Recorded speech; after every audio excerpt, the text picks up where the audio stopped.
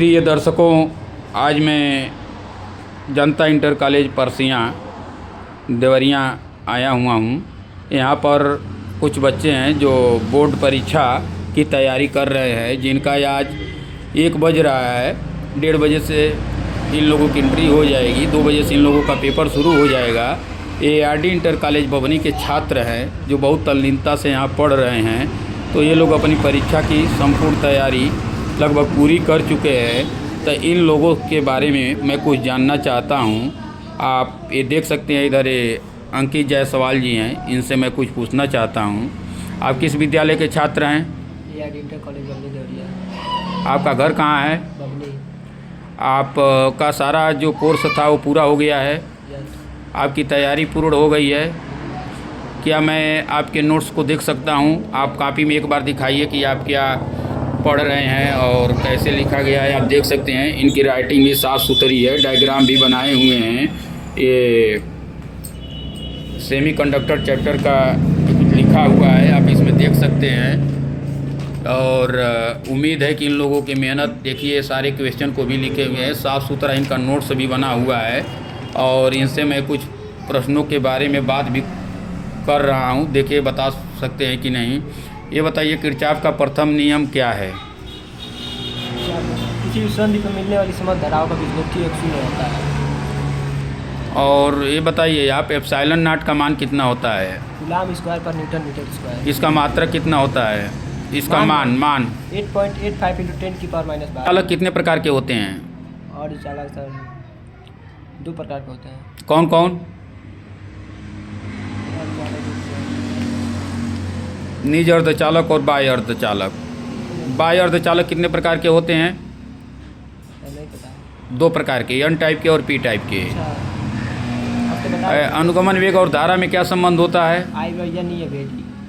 I=N/E VD। VD क्या है? अनुगमन वेग है। अनुगमन वेग है। संधारित्र क्या होता है? ऐसा समायोजन जिसमें आधार में परिवर्तन किए बिना जी। आवेश की पर्याप्त मात्रा संचित की जा सकती है। ठीक है, बहुत अच्छा। किरचॉफ का द्वितीय नियम किस पर आधारित है? ऊर्जा संरक्षण पर। और किरचॉफ का प्रथम नियम किस पर आधारित है? आवेश संरक्षण पर। व्हीटस्टोन सेतु का सिद्धांत क्या है?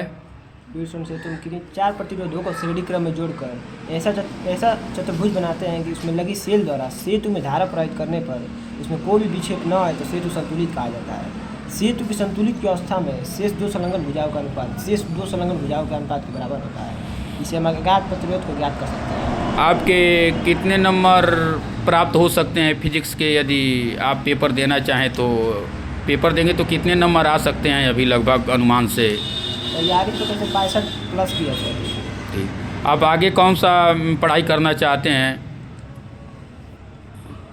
आगे सर आगे BSc इंजीनियरिंग या यूनिवर्सिटी कहाँ जाना चाहते हैं? क्या इच्छा है? आप क्या प्लान बनाए हैं अभी? सर IIT करना। IIT की तैयारी करने के लिए आपको सबसे कठिन चैप्टर फिजिक्स में कौन से लगे? अब से हमको कठिन चैप्टर सर लगा ये गतिमान आवेश तथा चुंबकत्व, यानी मैग्नेटिज्म। आप अपने जूनियरों को क्या संदेश देना चाहते हैं? किस तरह से उनकी प्लानिंग होनी चाहिए कि ताकि वो बेहतर कर सके? जो आपको पढ़ाई के दौरान कमियां दिखी, किन किन चैप्टरों पर फोकस करना चाहिए? कैसे फिजिक्स को स्ट्रांग करना चाहिए ताकि परीक्षा में कोई प्रेशर ना हो और परीक्षा के 1 माह पहले उनकी तैयारी पूर्ण हो जाए और बेहतर नंबर प्राप्त कर सकें? उसके लिए आपको हमेशा फिजिक्स को 2-3 घंटे रोज पढ़ना होगा।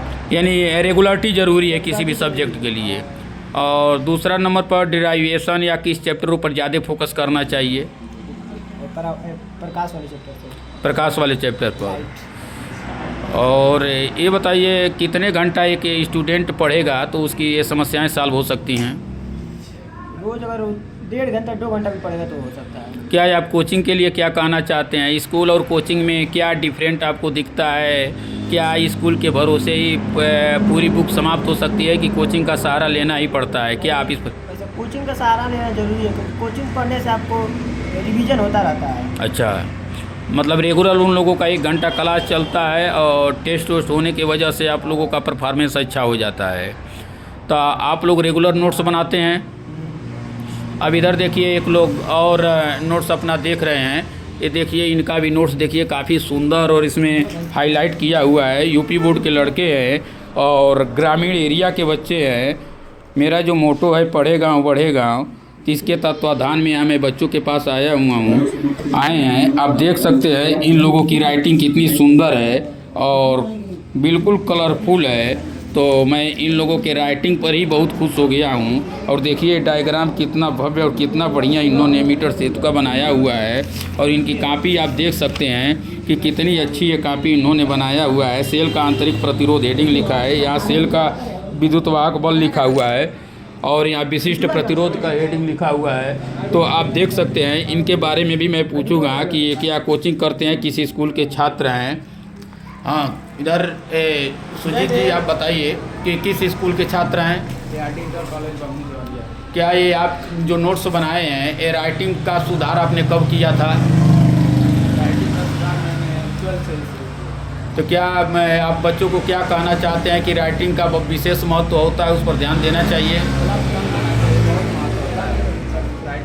आपकी पूरी फिजिक्स तैयार हो गई है, आप आगे क्या करना चाहते हैं?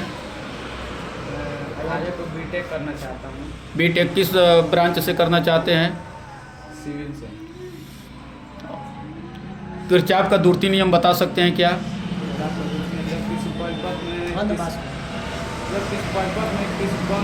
प्रत्येक वन पास के विभिन्न भागों में प्रवाहित धारा तथा उसके संगत प्रतिरोधों के गुणनफल का बीजगणितीय योग तथा उस पास लगने वाले विद्युत भागों के बीजगणितीय के बराबर। देखिए इन्होंने बहुत सही बताया। इसका सर्किट डायग्राम भी आप ड्रा कर सकते हैं। कार्यफलन क्या होता है? न्यूनतम ऊर्जा जो कि धातु के पृष्ठ से ट्रांसफर करने की आवश्यक होती है W प्रदर्शित करते हैं। सूत्र होता है गास का जो नियम है, जो गास का प्रमेय है, वो क्या कहता है, उसका स्टेटमेंट? किसी बंद पृष्ठ से गुजरने वाला विद्युत फ्लक्स उस पृष्ठ द्वारा परिवर्तित कुल आवेश का 1/epsilon। देखिए इनकी तैयारी बहुत अच्छी है। उम्मीद है कि ये 70 में से 60 प्लस करके आएंगे और इनको मैं बधाई देता हूँ। इनकी राइटिंग भी अच्छी है, इनका डायग्राम है वो भी नीट एंड क्लीन है और इनको मैं बधाई देता हूँ कि अच्छे यूनिवर्सिटियों में एडमिशन ले करके या अच्छे इंजीनियरिंग कॉलेजों में अपने परिवार का, अपने दोस्तों का, अपने विद्यालय का, अपने गुरुजनों का मान सम्मान बढ़ाएं और हर पढ़ने वाले बच्चों के लिए ये प्रेरणा का स्रोत बने और समाज में एक बेहतर अपनी पहचान बनाएं। हम इनके उज्ज्वल भविष्य की कामना करते हैं। जय हिंद, जय भारत।